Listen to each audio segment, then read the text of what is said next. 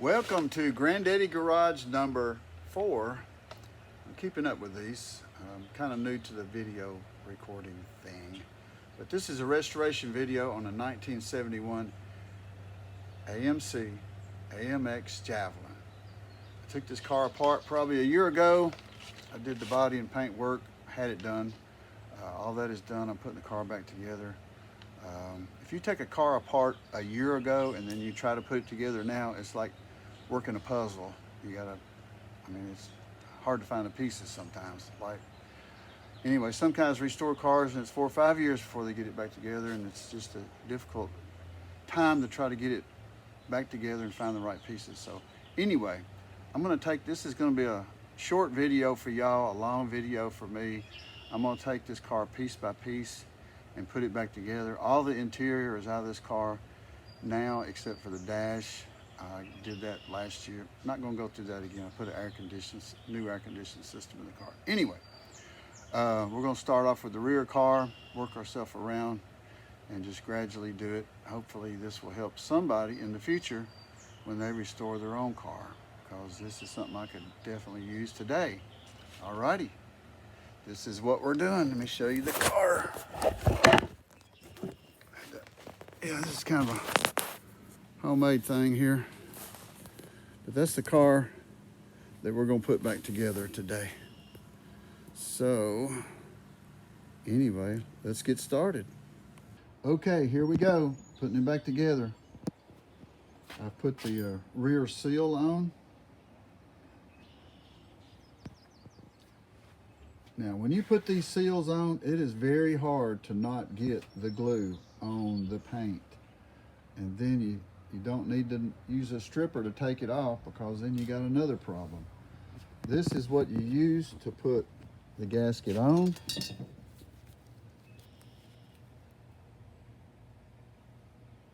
Sell this at auto stores. I bought this at AutoZone. That's what you put it on with. And let's see, don't move. No, that's fine. I'm done. Anyway, if you get that rubber sealant on the paint, this is what takes it off without hurting the paint. Just knowing this is worth a fortune all by itself. This does not hurt the paint, but it takes that gook off, that rubber sealant off, if you need to do that. If you're making a concourse car, these were originally galvanized steel. I'm not making a concourse car. I'm just putting the car back together and making it where it will last for years to come. I've actually used a argent silver for that. And my next little project is that was actually galvanized steel too originally. But I'm putting these bumpers on. I had these re-chromed. These bumper fasteners right here, there is a left and right, I figured out. There's variance. The differences is very, very small. But if you got them backwards, you'll notice they won't line up in the holes correctly, as I did. If you need to bend this a little bit, a car that's been apart or together for 50 years and that has taken multiple licks to the rear end, you may have to adjust this a little bit, and they will bend a little bit. So you can use the adjustment on this. Originally, these holes had some type of silicone around them. You can kind of see a little bit of it right there. I could use silicone, but instead I'm going to use these rubber pads that are going to go against it, so they will keep the metal on metal from scratching and rusting down the road. Okay, another tip when it comes to the bumper, this little light was busted when I took the car apart. When they inserted this light at the factory, it had some type of epoxy or something around it to permatize it, but you got to chip all that out if you replace it. I simply took a little LED bulb, soldered a wire around the side and around the contact point, soldered it, connected it back, And then I put epoxy resin around it like it was factory. It's not the right color, but anyway, it works just fine. Okay, end result, bumper's on. Looking good. Spacing. That's what you look at. Spacing looks good. Alrighty. Thank you, Lord, for helping me get it on. Well, okay, I just installed the wheel well trim. It's not very hard to install. I did polish the stainless steel to get it all shiny. Got it all on. These are the screws I used. I don't know if it shows you to the right there. There. Doesn't focus very well. It's not very good.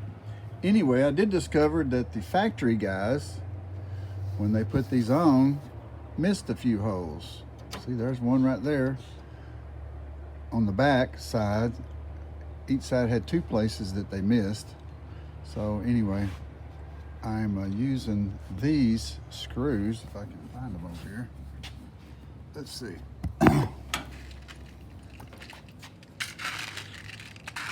You can probably go online and buy the specific kind that you want, but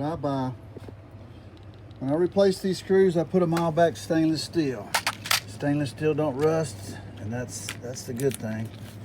These are all I bought this whole set. I bought this on eBay.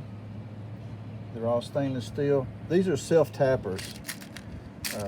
This is what I'm using to put these trim rings together with, which works good. But do yourself a favor, go online and buy a whole bunch of number 8 size. They got 10s and 6s, different size stainless steel screws. Another thing, here's a good tip right here. I just found out. Rust-Oleum Rust Performer instantly converts rust. This, I showed you, just discovered this. For some reason, I know the reason. One of the first things that rust is brakes. Those brake shoes, they come bare metal. They don't come treated. They come with a little oil on them, which quickly goes away, and then they turn to rust. But have you ever wondered why? I restored a car totally one time, nut and bolt operation. And after sitting in the garage for a couple of years, the brakes were just really rusted up. And I thought, how in the world is that possible? It was because of let me flip around so I can talk to you like this. The old brake fluid that they put in cars was called .3 brake fluid. If that is still in your car and your car sits like these muscle cars do, you need to get it out. You just need to flush it out, put the synthetic brake fluid in there like they have now, and that'll stop that sweating problem. .3 brake fluid sweats. If you drive a car every day, if it sweats, not a big deal. The heat up and dries away. But cars that sit, not good. So put the synthetic brake fluid in. Most of y'all know that already anyway. Anyway, let's see what else I'm doing here. Let's see. This is the new air conditioning system that I put in this car. It is hot in Tennessee, and you got to have an air condition. One thing I wanted to show you while I've got the car up in the air. Oh, and I added these guys. It looks good. And those are little clips. You can see that. That's how they go on. Now, when I picked this car up, the guy said the hood didn't close all the way correctly. I found out what the problem is. This car has 3 hood bumpers. There's one right here. See, that one's loose. There's one right up here that is touching. It's touching, but the hood is not closed all the way. I don't know if you can see that. See, the hood's not closed all the way. And this one lacks quite a bit, so that one will need to be adjusted up. This one's going to need adjusted down, but this is probably the way to do it, is to do this while, because this has a fiberglass hood on top, and you try to bend that, it don't bend very good. Anyway, continuing on. Hey, there is always part of a renovation that just stinks. This is one of them. This is the trim work that goes around back window, the door, front of the door. There's a seal that runs across this at the top. And when they put this together, they didn't really mean it to come apart, but they put a bead of tar. Let me show you this. You can see there's a bead of tar right there that is yucky. It is hard to get off if you hadn't done it before, but that's what sealed this up there on top, and then there was a big rubber seal that went through here to seal the door and the window. Let me show you how to get this off. It's not that hard if you've done it as many times as I had. You get your razor, a clean one, and you're not scraping the metal, you're trimming this off. You just take this razor and you just trim it off. If you try to get it off any other way, it just don't come off very good. But anyway, you just cut it right off. It's, see that? Can you see that? I don't know if you can see it or not. Trim it right off. You want the razor just to cut that off, not scratch the metal. This part that you want to continue to see, you run it real lightly on that area, because you don't want to scrape this. You don't want to scratch the stainless steel. And when you get through with it, you take this stuff right here, which dissolves tar, and you clean it real good. And when you get through, it'll look like this. It'll be all cleaned up. So anyway, that's how you do that. I'm down to my last piece or two, so it's not about done with that. So anyway, just want to show you that that's how you do that. All right, bye. Okay, continuing on. I got the AMX badges put back on, which makes it look really good. Really good. There's not really a trick to put these on. You just got to put them on evenly. The holes that are there, you might need to take a little drill bit and hone them out a little bit if they're full of paint or Bondo or both. When you put the little inserts in there, if the little inserts that this snaps into, if they're too tight and they won't go in, take some little pliers and squeeze the little prongs down. That's what I had to do to make it fit, because you don't want to take a hammer and try to beat them things in. That's not good. Alrighty, let's go back over here to what we were doing earlier. These are these seals that go up. Actually, the door seals go inside these. You may ask yourself, what takes the place of that little strip of tar, or what looked like tar? This is something I bought years ago. This is kind of like liquid bubble gum almost. It's very sticky, but you put it on just like that. There's the piece that I had cleaned. See, that's that rail. It's not really a drip rail, it's just a seal. Anyway, turn it over. I took this apart, ran it on here, and once you get it on there, then you peel it back, just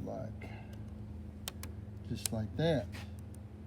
And that takes the place of that little black tar ridge. This may actually look the same thing 50 years from now, but anyway, that's how you seal it back, because you want to keep that water resistance on there for sure. And I'll walk over here. You know, when you move videos fast, that's not good. When you put it back on, not that difficult. Just go back for the same holes that were already there. See that hole right there? There's one down there. Hit that same hole and I'll give you a picture of it, what it looks like when I get through. Thanks. Okay, continuing on. When you take a car apart and you put it in a box and you go back to it a year later, my gosh, there's a lot of pieces. That's the reason people give up sometimes, but I want to show you something here. I just put this lock mechanism together. I'm not sure how good this is going to take, but do yourself a favor. When you take a car apart, make sure you take lots of pictures. See that lock I was talking about up there? It will only go on a certain way. This is one that's connected. I already tested everything. It all works good. There's some of that grease that's been in there for 50 years. I'm probably going to have to do something a little to that to clean that up. One thing I did want to show you while I'm in here, this Javelin would not start in park. I had to pull this down in neutral to start it. And I'm really not I'm mechanically minded, but I'm not a mechanic. But I figured the problem may be in this little mechanism right here. This little guy has probably 6 to 8 little brass points inside it, little connectors. When that shifter slides, it slides back and forth. Anyway, I took it apart, cleaned the little brass connections, and voila, it starts in park again like it's supposed to. I'm going to try to put this car together and give you some step-by-step stuff. I put the little whiskers on the front, put the badges on. Let me show you a little tip. I put the new, went ahead and spent the money and bought some new front and back marker lights. Let's walk over here and show you something.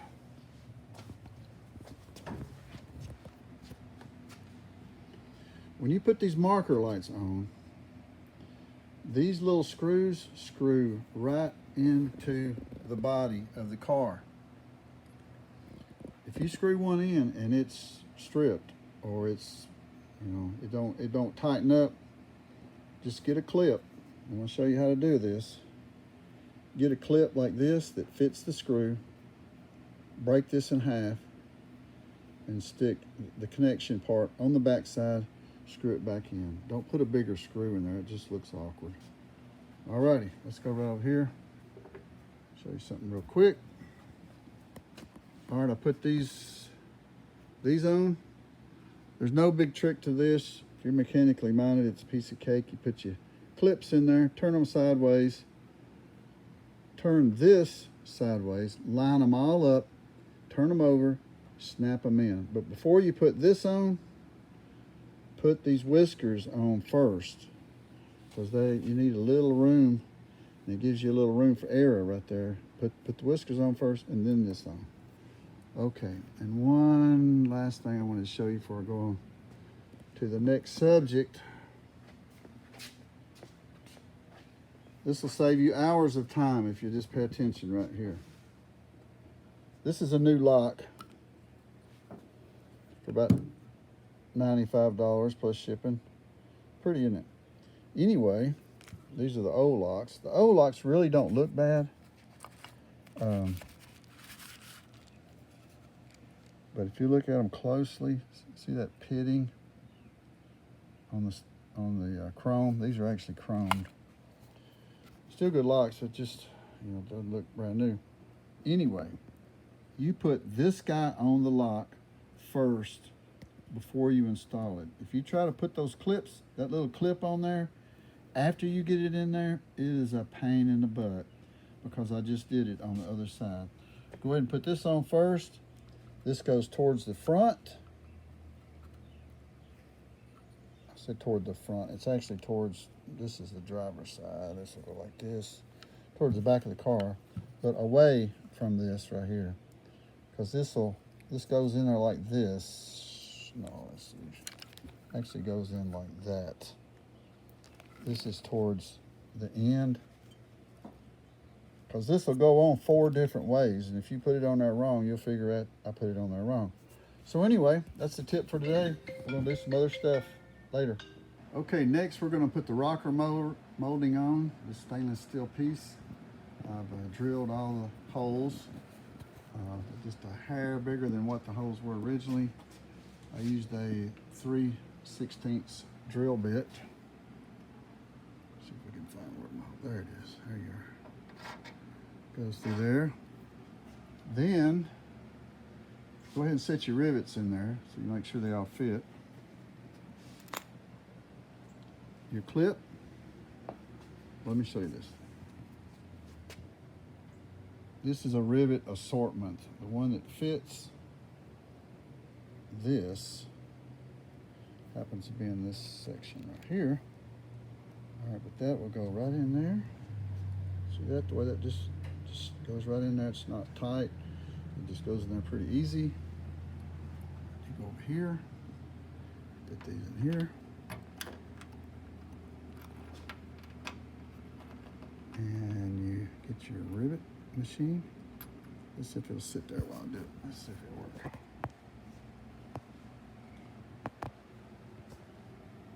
Let's see here.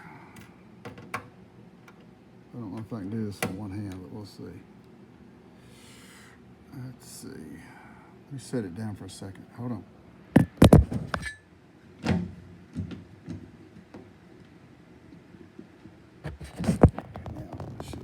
Show you how to do this. Put these rivets in there and tighten them up. Come back again. Gosh, hold on.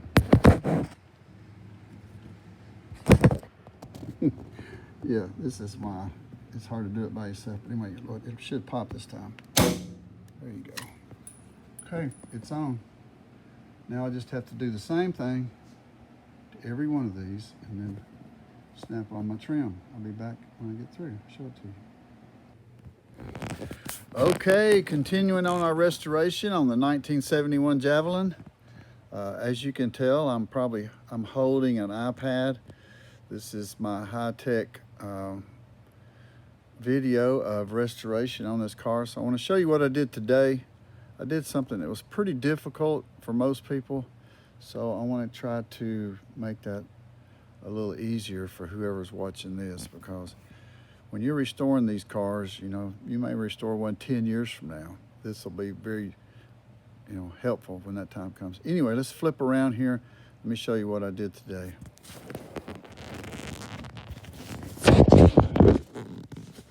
Okay. This video was very close. I don't know how good it shows either. Moving? Yeah, it's moving. Working it all. Looks a little blurry. Anyway, today I installed the windshield wiper motor and mechanisms. That is just not clear for some reason. I wonder why. Oh, there you go. There you go. Now it's clear. Sorry about that. Anyway, I installed the motor. I painted it argent silver, which is a little lighter than I wanted, but it is protected. The light in my shop is making it pretty bright too. Anyway,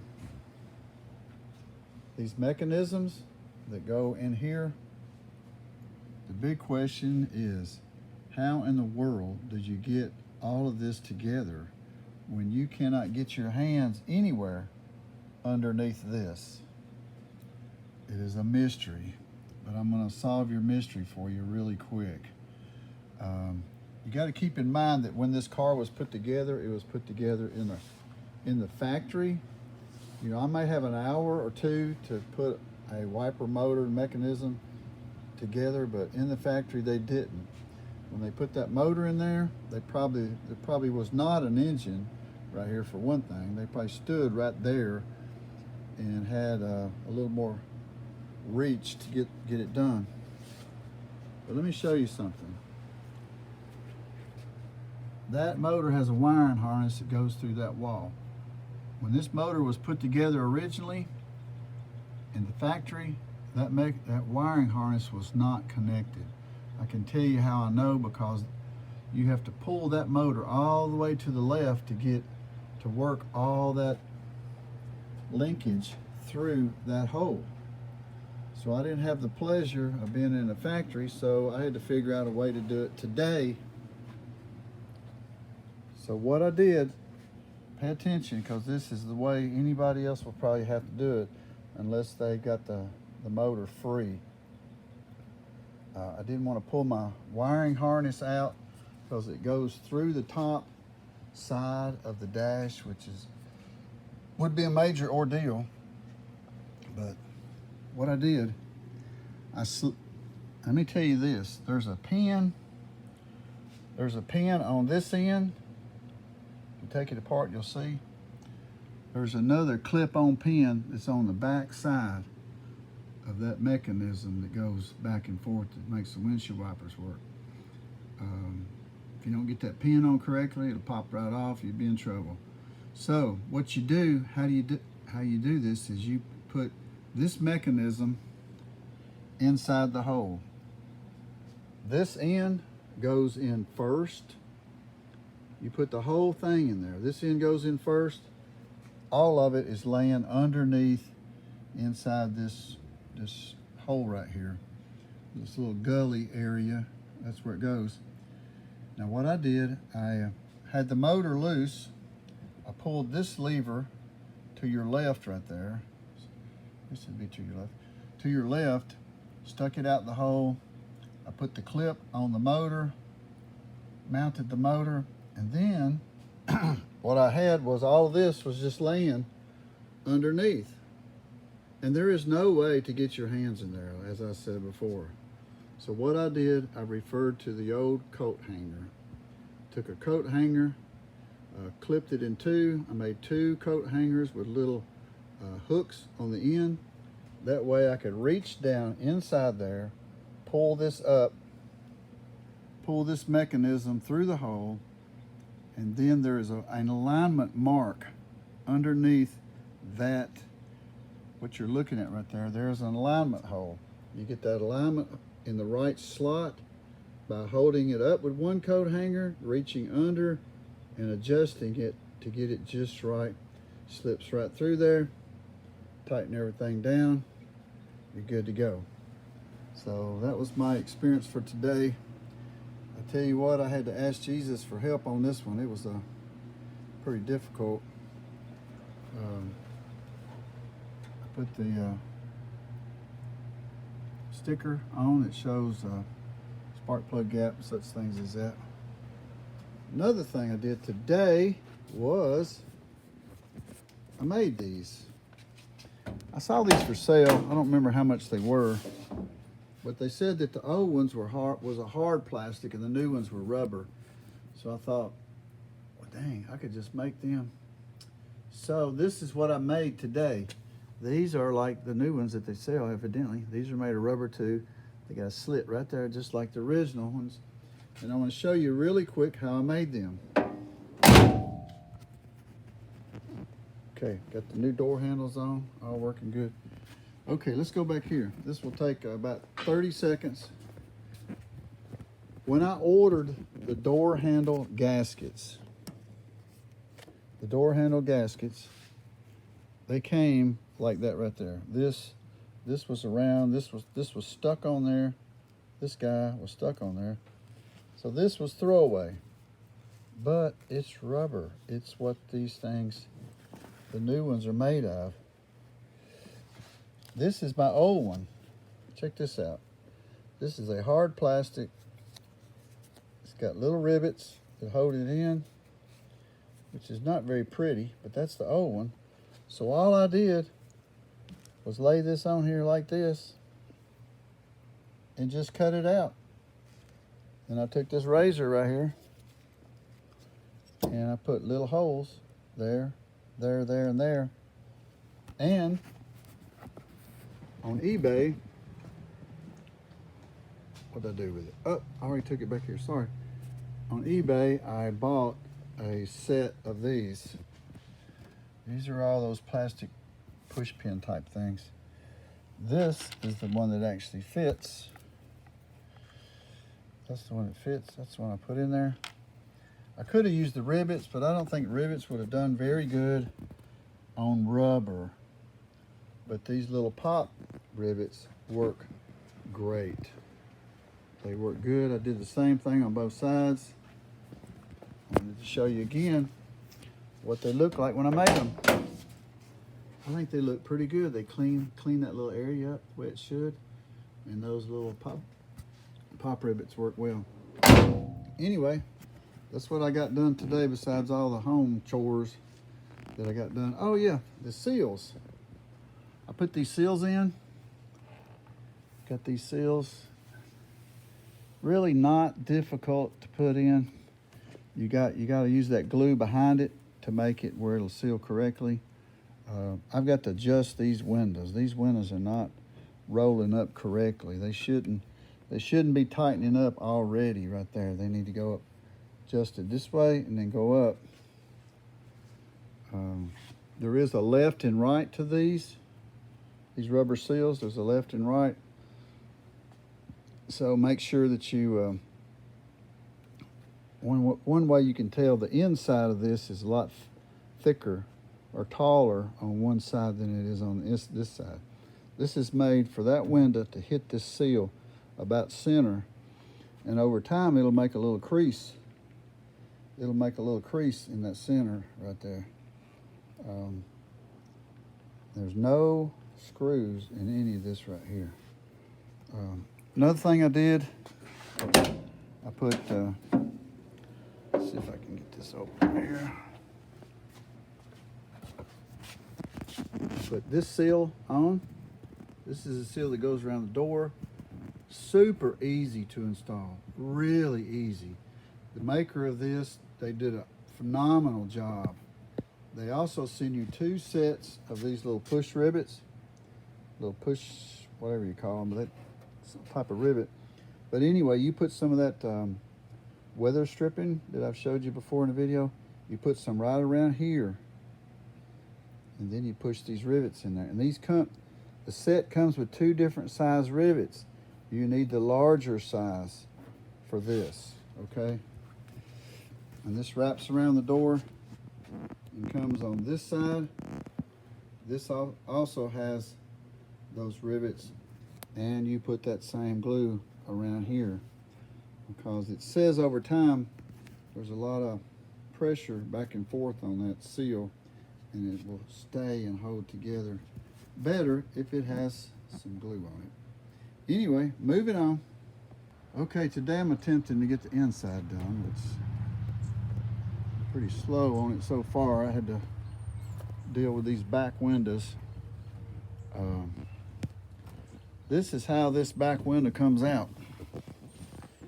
It is screwed on right there all the way around. You lift it up a little bit, and you kind of move it a little bit, and the whole window regulator and everything comes out at once. I had to take it out for it was binding. One of the little tracks had come off. The window was out, and just had to fix some things. So I took the window out, and I cleaned it real good and silicone that track. I gotta let it dry a little bit before I try to put it back in. But there's not many adjustments on this. You will notice when this thing is cranked up, look, it doesn't turn toward the front till you get that far. So it looks like it's gonna bind up, but then all of a sudden it starts moving forward. And with new seals in it, it is tight. It is really tight. Few adjustments. This is a height adjustment. You can tell that. There's one on the bottom here. Let's see. Of course, this is an adjustment that's on the top. It goes back and forward. It tells you which way to lean, I think. Anyway, that's an adjustment that you can reach from the outside. There's one down here at the bottom. You can reach from the outside. So anyway, I use that white lithium grease. That's similar to what was on it before. Anyway, we're gonna put this baby back together. I got that side done and in. It's nice and sealed tight the way it's supposed to. honestly, I'm just not going to use these back windows once I get them in there. They're old and just hard to deal with a little bit. Okay. Did you know seat belts are made of fabric, and fabric that's been sitting in a car for 50 years really needs a good bath. So I washed these really good, and now they're hanging out to dry. So I'll be able to put them back in just a little bit. Now, let's go over here. I want to show you something. Go slow. Got the back windows in. Let me show you something that just really bothered me.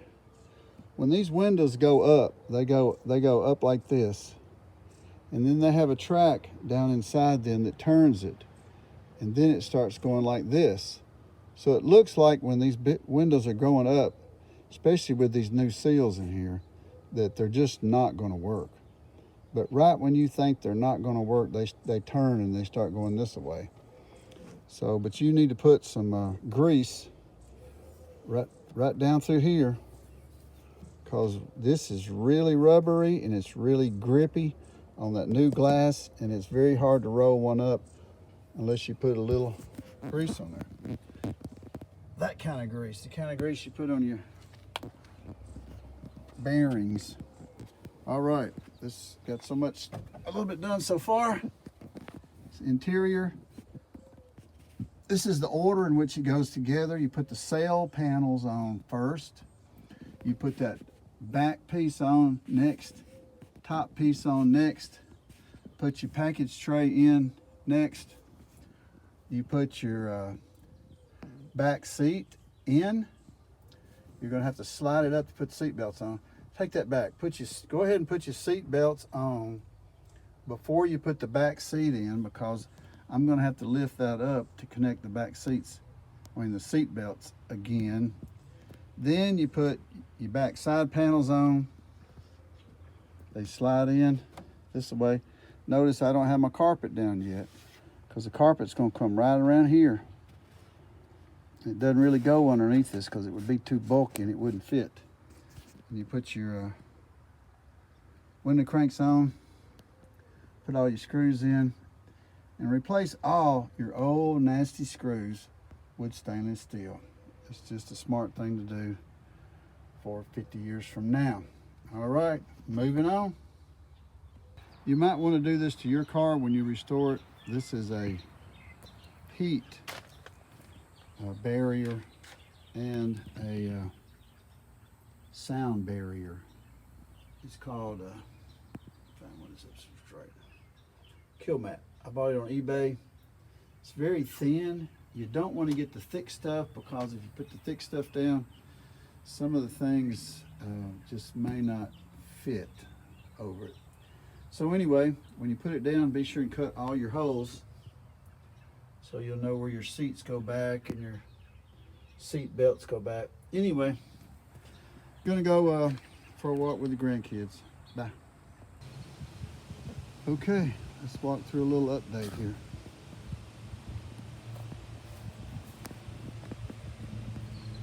Got these little trim pieces on. The trim pieces. These, you can buy these new. I'm gonna try to tell you what you can buy new and what you have to refresh. These you can polish up, these you gotta buy new. Everything on these things, cars are relatively expensive, but it is what it is. If you want it, that's what you gotta buy. Get the back seat in. Just remember to put your seat belts in first. But the big thing is carpet. The carpet, when you put the carpet in, you gotta take your time. You put the back one in first. Go ahead and cut your holes where your seat's gonna go.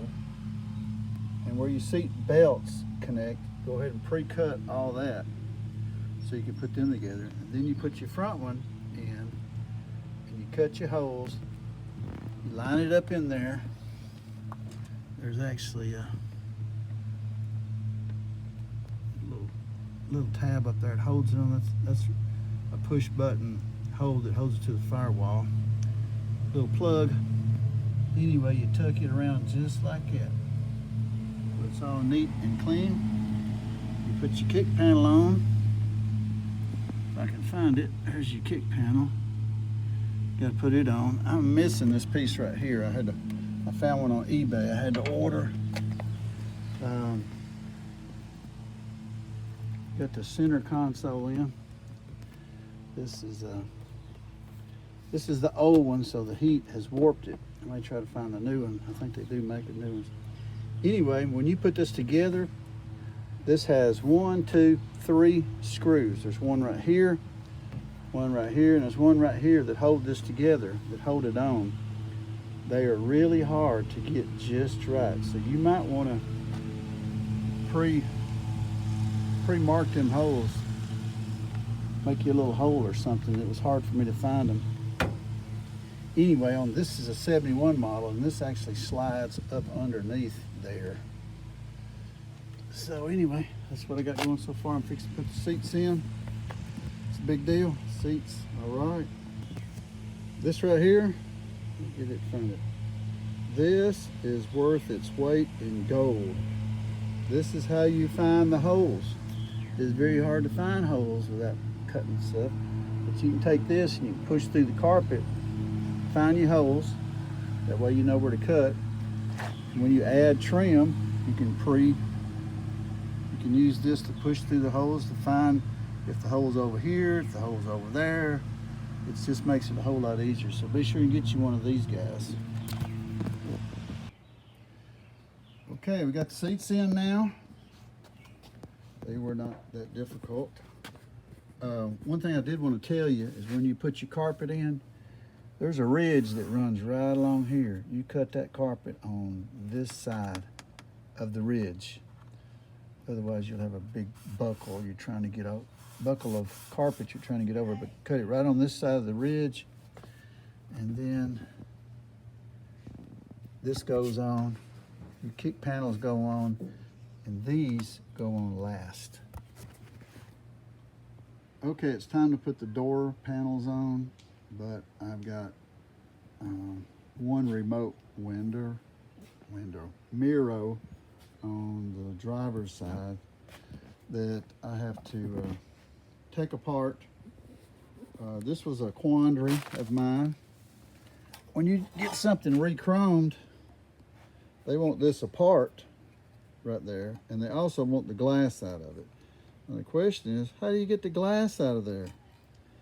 So I questioned the people in the AMC place and on Facebook, and they said you can get a screwdriver behind here and take this apart. So I didn't have one of them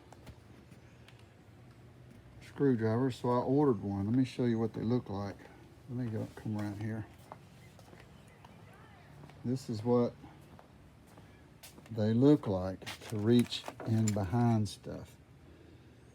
These are offset screwdrivers. Probably that smallest one is the one I need. Like $10 on eBay, so heck, I didn't even know they made stuff like that. Oh, by the way, there's the firing order. I'm putting a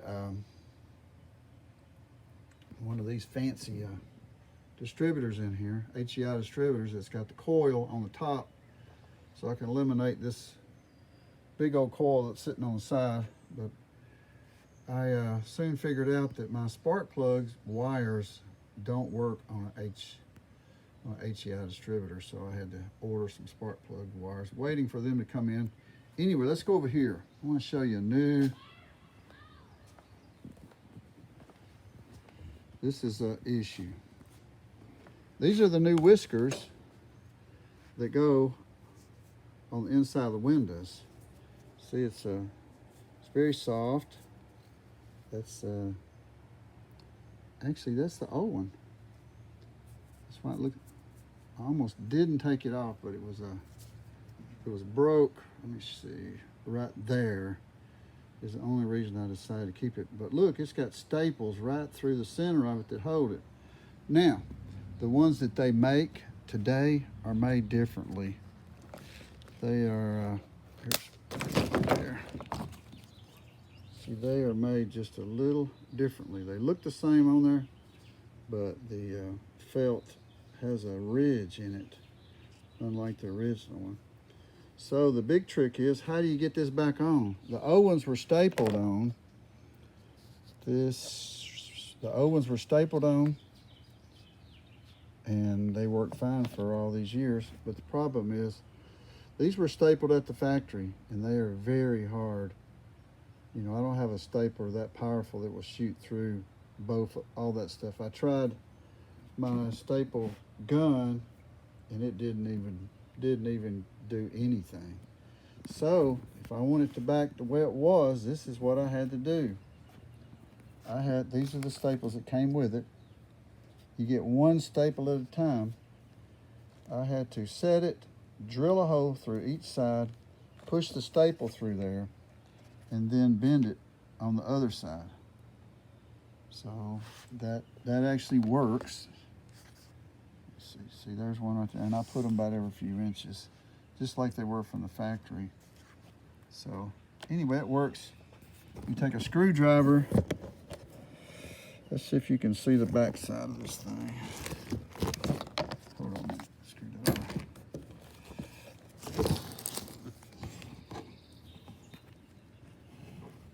Anyway, they come through right there. You take a screwdriver and bend them over, and then you take some pliers and mash them where they're on there tight. So that fixes the quandary of how do you put these on there. And this will make it, this is what it looks like finished, which is pretty cool. Fixing to put this on, I think. So anyway, AMX, doesn't that look pretty? Love it. I have ordered, I found out you could order these strips right here. These are all faded and cracking, but they sell these new. So I'm gonna put a set of new of those on there. I've already put one. I thought I ordered two, but only one came in the mail, so I had to go back and order another one for this car. So anyway, today I'm gonna put this front bumper on. There's all the pieces. It's a brand new bumper. There's the brackets. And look what I found. These are NOS front bumper guards. I was gonna have to re-chrome the ones I had anyway, but I found these NOS ones. They were pretty expensive, like 150 bucks for the set, plus the shipping, so I figured the re-chroming may be about the same price. So anyway, that worked. Did I already show you this? If I didn't, I gotta show you again. I got the wheels on it. These are AMC wheels from like 76. Of course, this is a 1971. The 71 to 74 had the rectangle slot wheels. These are a little different. Actually, I like these better, but I did find some center caps that were, they weren't NOS, but they said they were museum quality, so that was good enough for me. And you can order these trim rings brand new. Just keep in mind, nothing on this car is cheap anymore. That's just the way it is. I did want to show you, I found a antenna on eBay. I know you can buy the original type ones brand new, but I looked and it seemed like they was like $400. So goodness gracious. I mean, anyways, let me show you what I put on it. That one was like probably $37 or $8 on eBay. See if I can get through here. I need a bigger garage, that's for sure. But this worked just fine. I think it looks good. Stainless steel one, 3-post, eBay, 36 bucks. It's an old stock one. You know, I went to the parts stores and they used to sell these, but they don't anymore because cars just don't have those kind of antennas anymore. So that's why they don't sell them. Anyway, let's move on. Okay guys, this will be my last video before I compile all these together and put them online so somebody could watch them. Maybe it'll be helpful. That'll be a good thing, right? Anyway, I want to show you two things I did recently, and then we'll wrap it up on this video. Let me turn this around slowly If you do it fast, it's kind of weird. Here you go. Get it around where I can hold it. I'm still doing this on my iPad, which is a little awkward. I know there's a new high-tech way to do it, but I just don't know what it is. All right. So I can show you this. Okay. These are my mirrors. That's the passenger side. That's the driver's side over there. You can buy these new. This one's about $365 plus shipping. That one's about $385, $95 plus shipping. So you're looking about $800 for two mirrors. So anyway, I'm gonna see if I can get these re-chromed. The problem I mentioned earlier is getting these apart and getting this piece of glass out. A guy told me I needed an offset screwdriver, so I ordered these. This is a, where is that? This is an offset screwdriver. Problem was I could get in there, but it just didn't work very well. So I improvised and I sacrificed a good screwdriver and made an offset screwdriver, which works fantastic.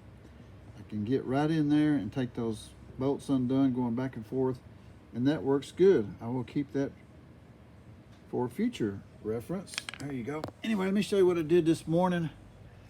I want to show you the wrong way to do something and then the right way to do something. Let's go around the front of the car. It's a beautiful day in Tennessee. It's 72 degrees outside toward the end of May, which is really good. It's kind of overcast today. Beautiful weather. Side yard over there. Anyway, today I put the bumper on this morning. This is what not to do. Don't put this together. This is what I tried this morning. I put this on, put the bracket on, put this bracket on, put the bumper on, had it fastened up. Only problem is you cannot get that bottom bolt in when it's on the car. The reason I did it that way is because the bottom valance is already done. It's already installed. The body man did that, and I didn't think it would fit on there attached. So anyway, number two, I went back and took the whole thing apart, put it on the ground, put it all together. It's much easier to put together on the ground. Now, when you put this together, you keep all your bolts loose, because that gives you a little leeway when you have to adjust stuff.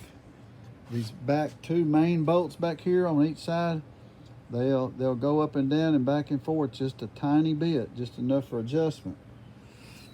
So at the time I bought this, these you could buy new. I forgot the price on them. I think that's like $600.